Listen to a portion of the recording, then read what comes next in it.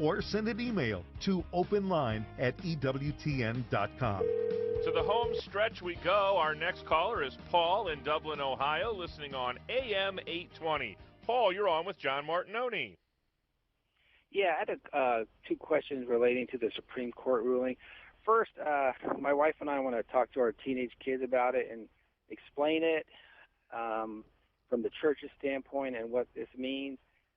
How would you recommend that? And secondly, when I talk to somebody that's non-religious, how do I engage in a conversation that says this is not a good thing? Because they look at it as for being bigoted if you don't approve of that. How do you address that to people who aren't related to the church or religion? Okay. First thing, how old is your child? 18, 16. They're teenagers in high school and junior high also. All right. Very good. Well, you can approach both conversations with someone who's in the church, someone who's not in the church in the same in the same way. At least start them off. First thing I ask someone, I said, okay, if you look at a man and a woman, and I say, let's leave God out of the picture for a moment. Okay? Leaving God out of the picture. If you look at a man and a woman, how did nature design their bodies? Were their bodies designed for two men to come together and for two women to come together, or for a man and a woman to come together? Well, easy answer, I hope, for a 16-year-old and an 18-year-old. Nature designed human beings' bodies in such a way that male and female are to come together to produce a child. All right? Two men coming together, not wanting to be graphic, but and you can get as graphic as you want. I got pretty graphic with my 17-year-old at the time, and it's not a healthy thing. It's not a good thing. And it's, so if nature designed it that way, then you can say that two men coming together, two women coming together is a priori unnatural. It is an unnatural thing. Whenever you try to do something that is contrary to nature, something bad happens. For example, if you try to use a hammer, or let's take a screwdriver. If you try to use a screwdriver, which is made for a certain purpose, you try to use it as a hammer, what's going to happen? Well, you're probably not going to get the nail hammered in. You're going to hurt the screwdriver, and you might hurt yourself. Okay? So when you use things in a way that they were not designed to be used, harm results. Bad things result. When you try to use the human body in ways that it's not designed to be used, bad things are going to result. And you can look up the statistics for people with same-sex attraction who are engaging in same-sex activity. Higher rates of various illnesses, rectal cancer, skyrockets.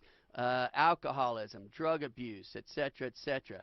It is not a good thing for those people. It is harmful physically. Now, if nature has a God that designed nature, well, then you can say that if nature shows that two men coming together and two women coming together is unnatural, then you can pretty much infer that nature's God is saying the same thing, since he's the one who designed nature.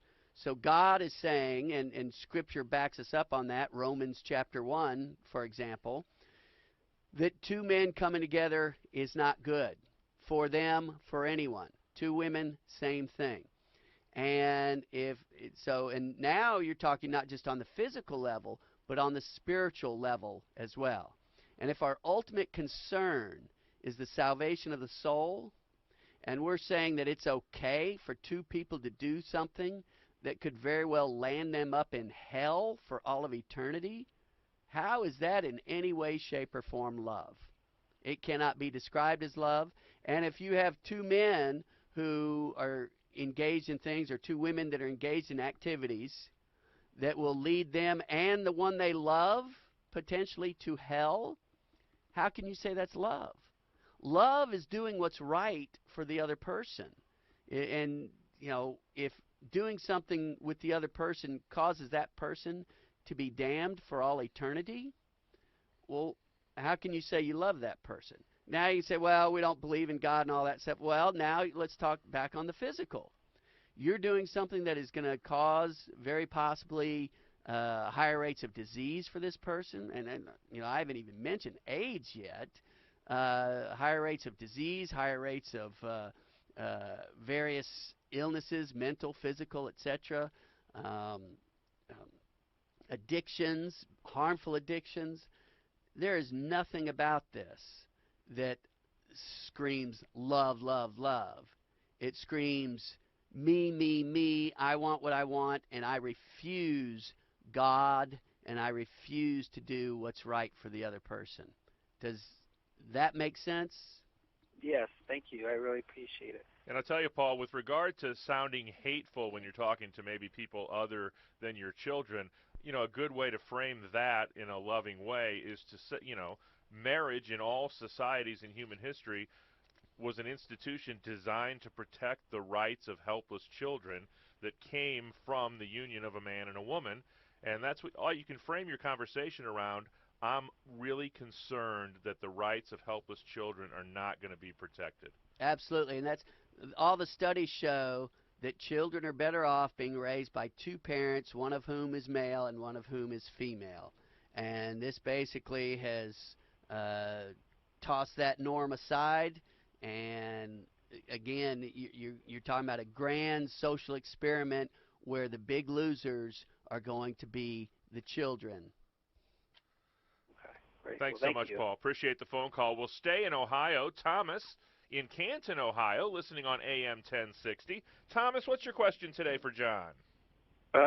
Thanks. I've got a question here. Where in the Bible, these are scripture, I want to see scripturally where it's in the Bible that Mary was assumed into heaven, body and soul?